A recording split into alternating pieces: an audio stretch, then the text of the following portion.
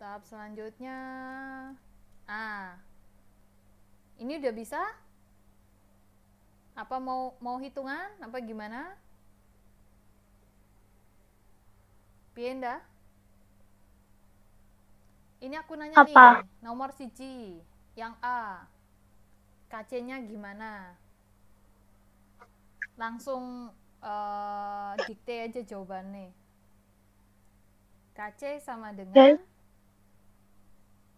SO2 sama Cl2 Oke. per Per SO2 Cl2 Oke, semuanya pangkat berapa ndak? 1. Oke, yang B ndak sekarang? CO Uh, sama H2 pangkat 3 Oke, terus per C4 sama H2O pangkatnya 1 semua. 1 semua. Oke. Nah, yang nomor 2 itu nulis persamaan reaksi kimianya ndak? Gimana persamaan reaksi kimianya ndak? Yang nomor A ini ndak? Berarti Mhm. 2 NOCl Oke. terus panah-panah Bolak-balik. 2 NO Oke. plus Cl2.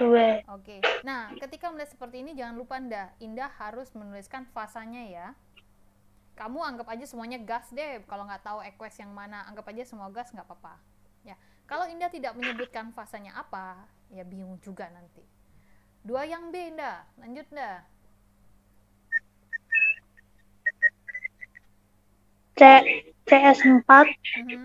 tambah H2 Oke. terus panah bolak-balik Mhm.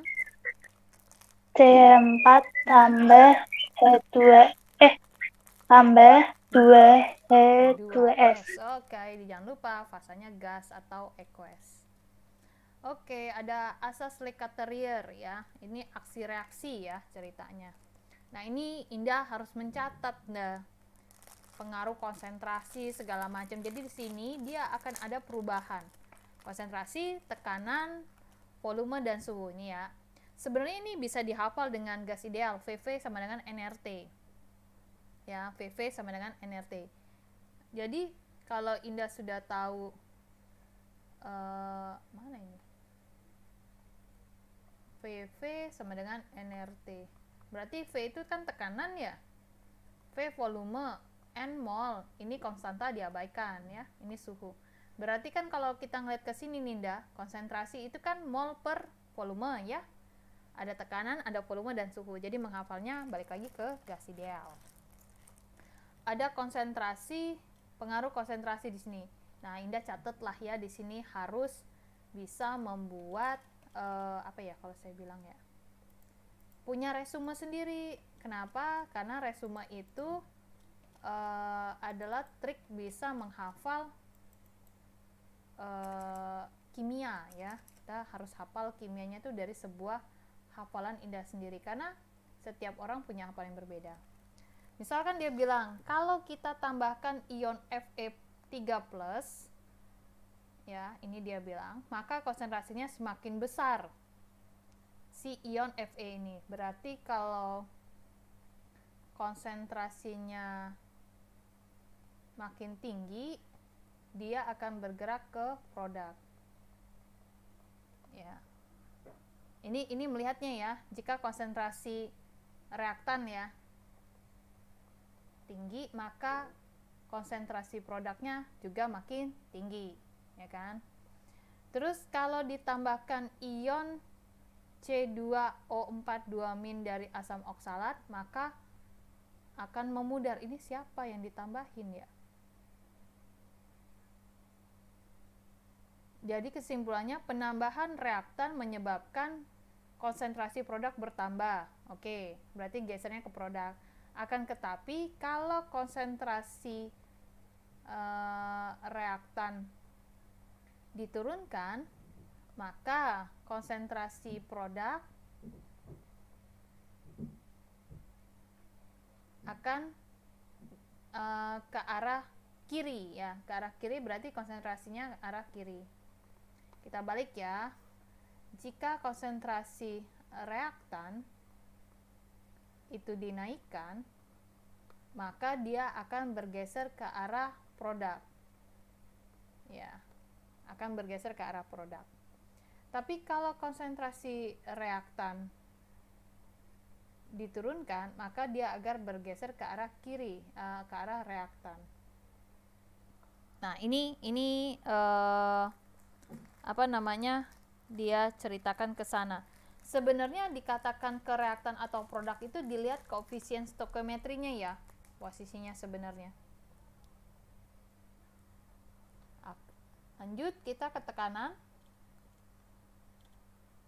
Di sini tekanannya, lihat nih, jika tekanan ditingkatkan, dia geraknya ke koefisien yang lebih kecil ndak? Jadi kalau tekanannya ditingkatkan, maka dia akan bergerak ke koefisien lebih kecil. Nah, nih misalnya tekanannya di sini kan dari 10 jadi 30 nih ya, ndak? 10 ke 30 ya. Nanti dia akan bergerak ke koefisien yang kecil. Ini koefisien 1 sama 3, totalnya 4. Ini koefisien 2. 4 sama 2 lebih kecil angka 2. Jadi kalau ini tekanannya dinaikkan, maka dia bergerak ke koefisien yang kecil. Yang kecil di mana? Kenapa dibilang kecil bukan produk atau reaktan? Karena suatu saat reaktan itu atau produk itu memiliki koefisien yang sebaliknya ya, kita bilang. Jadi kalau tekanannya dinaikkan, dia akan bergerak ke koefisien yang lebih kecil. Sedangkan kalau tekanan diturunkan, dia akan bergerak ke koefisien yang lebih tinggi. Oke, ini dia udah ceritakan di sini. Lanjut di sini ya. Ada pengaruh suhu ya di sini ya. Jika suhu dinaikkan, dia akan bergeser ke arah reaksi yang endoterm.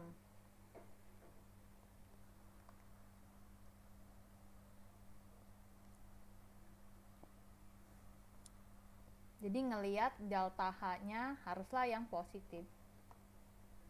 Tapi kalau T diturunkan, dia akan bergerak ke exotherm. Bisa tahu exotherm Mbak, ini kan delta H-nya adalah negatif.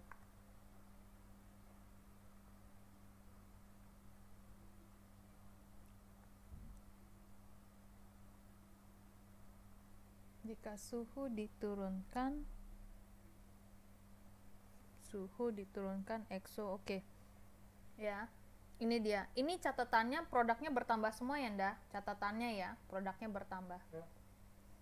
Oke, ini udah dapet ya. Nilai. Nah, kalau ini kan Indah tahu delta H-nya positif. Ini endoterm ya, Nda? Endoterm. Kalau kita mau endoterm itu berlangsung, berarti ini nanti produknya tinggi nih, Nda. Produknya tinggi. Ini juga produknya tinggi. Jadi kalau kita udah tahu ini posisinya ada endoterm, maka suhunya harus dinaikkan. Ya, beda dengan laju reaksi ya, Nda. Laju reaksi kebalikannya nanti. Oke, ya. Kalau penurunan suhu dia exotherm. Oke. Lanjut di bawahnya. Jadi ngambil poin-poinnya, Nda, di sini ya. Indah bisa baca secara pribadi ya, karena saya akan ngambilkan poin-poinnya. Nah, ini ada uji kompetensi 5.3.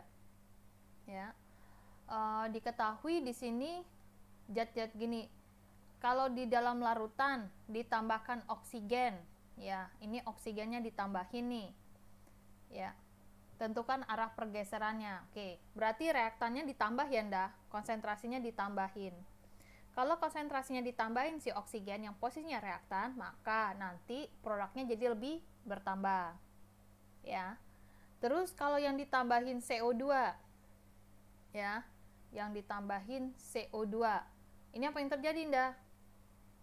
Ya sebaliknya, ya reaktannya berarti kan diturunkan karena produknya ingin tetap naik, ya berarti produk reaktannya harusnya diturunkan. Kalau volume kayaknya belum ya tadi ya, tadi kelewatan ya volume ya. Suhu volume itu berbanding lurus dengan molar, berbanding terbalik dengan molar setahu saya. Oke, volume ya, ini berbanding terbalik dengan tekanan. Volume dinaikkan, maka dia akan bergerak ke koefisien yang tinggi. Ya. Kalau volumenya diturunkan, maka dia bergerak ke koefisien yang rendah. Ya. Balik lagi ya ke sini. Kalau hanya di sini yang berbeda itu hanya tekanan saja ndah. Ya, kalau kita mau naikin konsentrasi reaktan ya produknya pasti bertambah. Kalau kita kita turunkan konsentrasi reaktan, maka produknya harus bergerak ke arah kiri mau tinggi. Nah, ketika kita naikkan volume, dia bergerak ke koefisien yang lebih tinggi. Kalau volumenya diturunkan, bergerak ke koefisien yang rendah. Nah, sedangkan kalau naik suhunya, dia akan endoterm, kalau turun dia adalah eksoterm. Tekanan kebalikan, kalau dinaikin dia gerak ke koefisien rendah, kalau tekanan turun dia gerak ke koefisien yang tinggi. Nah, sama dengan ini, ketika volumenya dikecilkan, berarti dia bergerak ke koefisien yang lebih kecil. Nah, reaktannya adalah CO dan O2, totalnya koefisien ada 2 dengan 1, yaitu 3 totalnya. Produknya adalah CO2, koefisiennya 2, yaitu 3 menuju 2. Kalau volumenya lebih kecil, menuju ke koefisien yang kecil, yaitu si produknya di sini kebetulan. Ya. Nah, kalau tekanannya diturunkan, berarti bergerak koefisien yang lebih tinggi, yaitu ke daerah reaktan. Kalau suhu dinaikkan, nah posisinya ini eksoterm. Ya, lihat, eksoterm tuh harusnya suhunya diturunkan, tapi minta naikkan, berarti dia bergerak ke arah reaktan. Seperti itu. Indah, paham atau ada yang bingung? Enggak paham. Nggak paham, oke. Kita ulang ya. Nomor yang A ya, ntar ya, aku makan sedikit ya. Lapar. Yang nomor 1 ya. Kamu sudah tahu reaktannya apa ndak di situ ndak? 2CO tambah O2. Fasanya apa ndak di situ ndak? Gas. Gas, berarti terlibat ya ndak? Kan kita kalau keseimbangan hanya gas sama aqueous ya. Oke.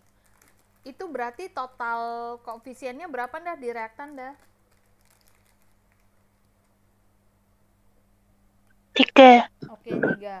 Di produk ada apa ndak di situ ndak? 2CO2. Oke, koefisiennya berapa? 2. Oke, selesai ya. Udah nangkep ya? Udah nangkep. Delta H-nya itu bernilai negatif. Kalau negatif berarti dia eksoterm ya. Itu udah dapat. Sekarang poin yang A, dia bilang kalau larutannya ditambahin oksigen. Oksigen di situ reaktan apa produk ndak? Reaktan. Reaktan. Kalau kita tambahin bisa tekanan kalau di sini dia mainnya adalah konsentrasi ya. Kalau konsentrasinya dinaikkan oksigen ya, oksigen tuh dinaikkan konsentrasinya, berarti dia bergerak ke arah produk nah. Ya, bergerak ke arah produk, yaitu ini nih, yang ini nih ya. Konsentrasi reaktan dinaikkan maka bergerak ke arah produk. Oke, berarti si CO2-nya bertambah banyak nih. Lanjut, itu dia poin yang B, dia mau nambahin gas CO2-nya lebih banyak ya. Maka kalau mau produknya tetap banyak, caranya adalah lihat nih. Kita kan mau produknya tetap banyak ya. Yang kita lakukan adalah reaktan yang mana kita turunkan ya. Karena pergeseran di sana ini kan reaktan ya ceritanya. Nah, sedangkan yang C, volumenya dikecilin nih ceritanya. Kalau volume dikecilin, bergerak ke koefisien yang rendah dah. Tadi di reaktan berapa koefisiennya dah?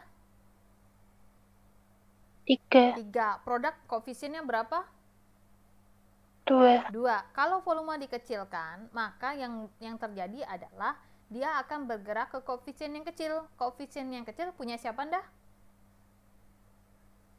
2CO2. Produk. Berarti produknya semakin Ya. bertambah. Seperti itu. Oke, kita lanjut yang D. Tekanan diturunkan. Kalau tekanan diturunkan, maka dia akan bergerak ke koefisien yang tinggi, ndah. Tadi yang koefisien tinggi ada di reaktan apa di produk, ndah?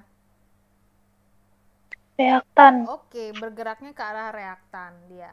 Ya, karena koefisien tingginya ada di reaktan. Nah, kalau suhu dinaikkan, dah. Kita sudah punya data ini delta H-nya negatif, eksoterm. Kalau eksoterm produknya mau tinggi, maka tuh suhunya harusnya diturunkan. Lah kok ya ini suhunya dinaikkan? Ya yang terjadi mah produknya jadi turun. Seperti itu. Ya.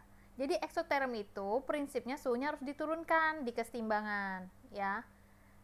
Biar produknya bertambah. Tapi ini yang dilakukan sama si siapa nih pemilik pengusaha ini, suhunya dinaikkan, yang ada produknya nggak jadi banyak, jadi sedikit. Nah, seperti itu konsepnya kurang lebih. Ada yang masih bingung nggak, ndah? Yang terakhir. Suhu. Hmm. Oke. Hmm. Indah sudah tahu konsep endo dan ekso di kesetimbangan?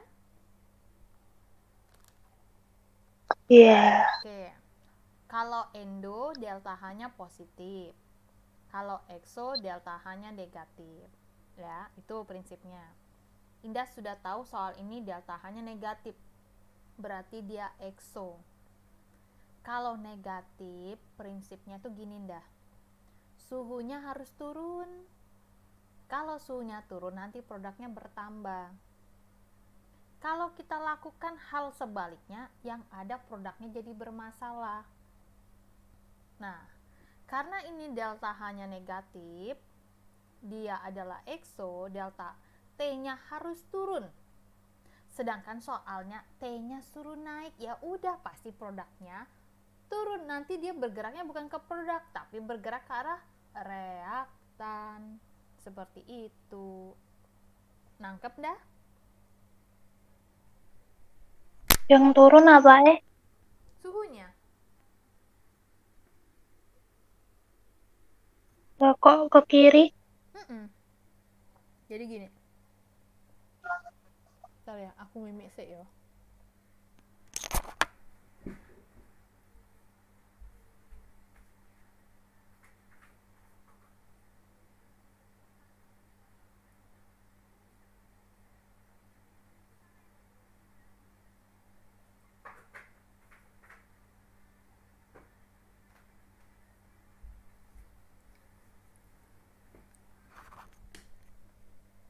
Jadi gini dah konsepnya tuh ya. Ini konsepnya nih, 4 poin ini ya, konsentrasi, tekanan, volume, dan suhu. Jadi konsepmu ini, yang konsepnya intinya ini ingin salah satunya kalau suhu, kalau kita punya delta H-nya negatif dan suhunya harus turun.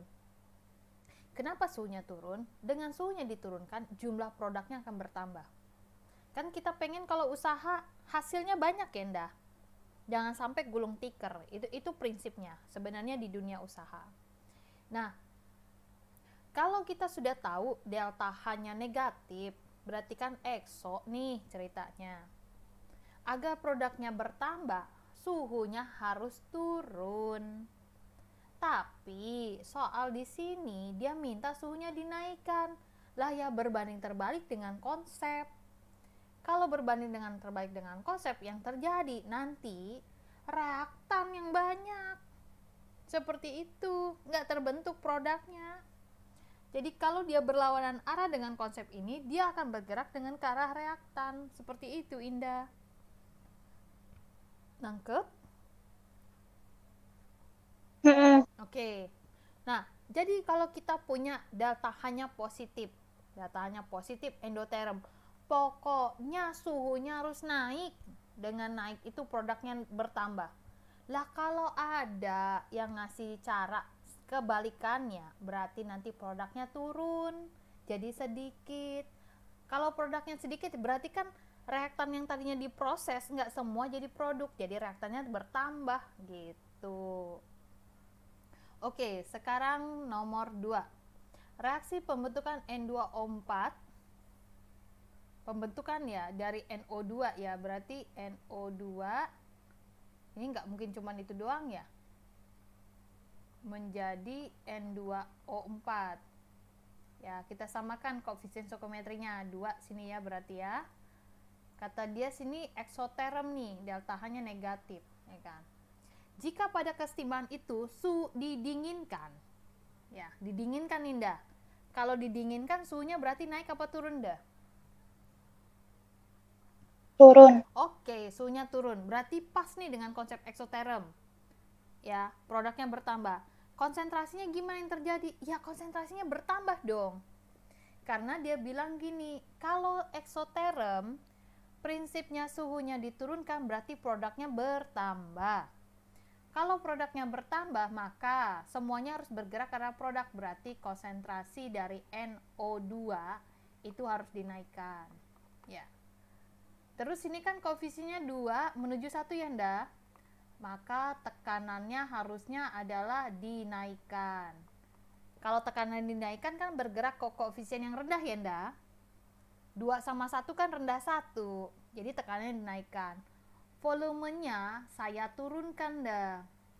Kalau volume turun dia ke koefisien rendah. 2 sama 1, 1 lebih rendah.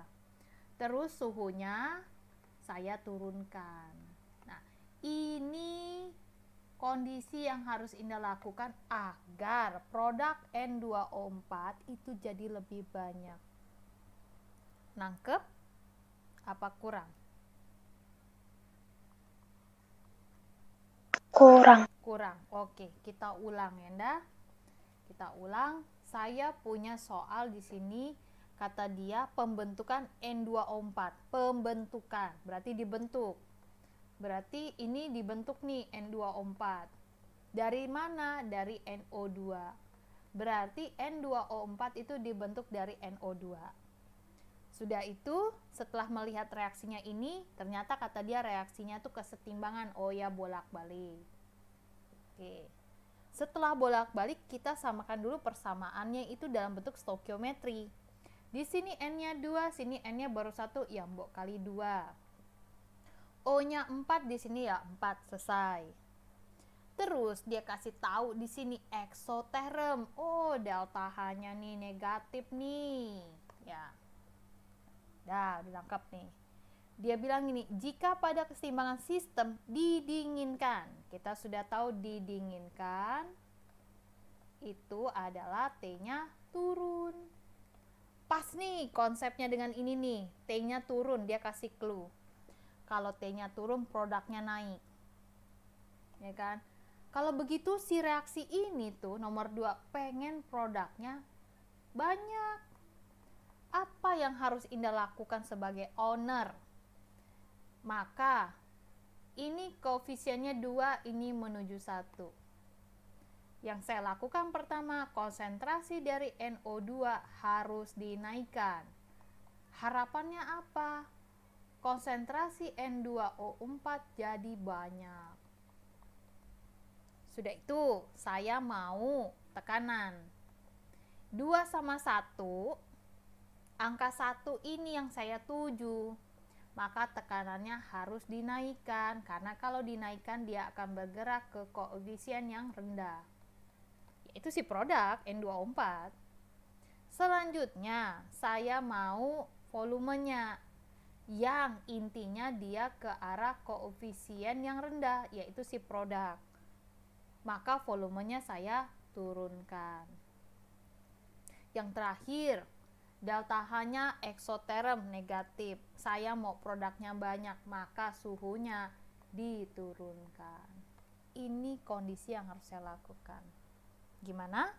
Indah nangkep?